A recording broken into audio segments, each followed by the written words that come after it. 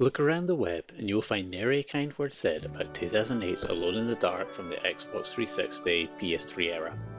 And hey look, if you watch my Let's Play on this channel, then you'll see me drag the game down quite a few times as well.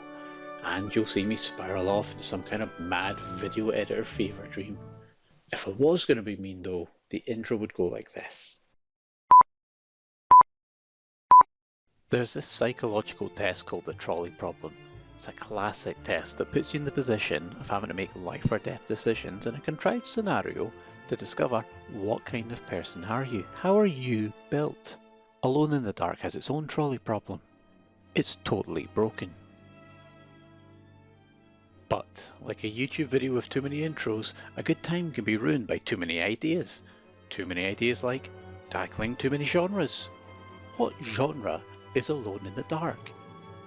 Why, it's a survival horror, shooter, driving, puzzle, adventure game, played out in linear sections with set pieces, except when it's an open world game with non-linear objectives, all of which can be played from a first-person camera or a third-person camera, with gameplay that genuinely uses real-time lighting, fluid simulations, object physics, and, let me check my notes, yep, fire. Just actual fire that spreads and burns and crumbles material. So it's one of those games. A survival horror shooter adventure driver puzzle game linear open world da da da da da. Sadly, developer Eden Games simply did not have the talent, or tools, or time to make it work. I'm still not being mean here. They say it themselves on the DVD that came with the special edition that I bought. The first proposal of the concept of the game was maybe a little bit too ambitious and too innovative, so that meant too risky for a producer. We worked, I think, 8 months making the full design, trying to prove that we were able to make it.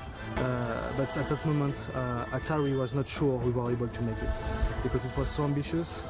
When you see the game, this was from the beginning. And at a certain time, they said, well, maybe, yeah, guys, these ideas are great, but maybe it's a bit too ambitious. Maybe it's not what it can be realized. And we actually got killed. The project, it was killed.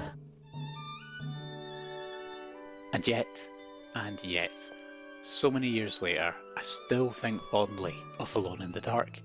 It's my favourite 2-star game, right? My definition being an undoubtedly flawed game, but one which has a positive experience. As I said, too many ideas, but some were genuinely brilliant. Some I wish would have caught on, but history said no. But I say, at least can we have the DVD menu? Here the game's chapters are broken down further into scenes and sequences. If you don't like the driving section, and you shouldn't because the cars handle like the lawnmower from Tony Hawk's, well, no problem, you can skip ahead. If you're stuck on a locked door puzzle, so good, you can just skip ahead and pick up play on the other side of that door. It's the next stage of what checkpoints should really be. Yes, I'm kind of saying like you can skip ahead of the bad bits of the game, but you can also jump right back in and try something different in a game that gives you, at times, quite a lot of tools and options on how you want to apply them. Now at the time, Alone in the Dark had other novel ideas, but you're better served seeing those ideas more appropriately realised in other titles, right? So if you want materials reacting to real world physics and the elements, then go play Breath of the Wild. And now with Tears of the Kingdom, you've got a better example of combining weapons than ever before. If you want your adventure set pieces but you like your games coherent, well then it's the Uncharted games, right? Funnily enough, these came out like a year before Alone in the Dark, so there's some of that parallel development going on. Though both owe huge debts of gratitude to the steps paved by the Tomb Raider games. I mean, Alone in the Dark's end section jumps story genre and really would sit much better in like the Tomb Raider remakes of late. And while the real-time inventory system, where you look down the inside pockets of Edward's jackets, is very in-world, it's also nice to be able to see the world. So here you want the Dead Space games, where all the enemies are also done better too. Dead Space's necromorphs are more body horror from Lovecraft and less Halloween discount from Tesco. Incidentally, this Edward Carnby is the same Edward Carnby from the original games. That's an unneeded complication to add in Eden Games. I am not saying that Alone in the Dark inspired all of these games, right? That's just not true. This was not the primordial ooze from which future classics rose, but rather this odd chimera that is just not fit to survive its spot in history. Though it still fascinates me to see so many good ideas, even if they're implemented poorly.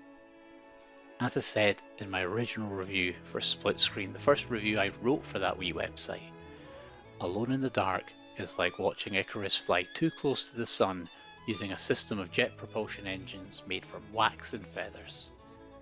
For my taste, for me, sometimes ambition beats execution. And for that, I will always carry a torch for Alone in the Dark. I mean, they make you blink by pressing a button. How amazing is that?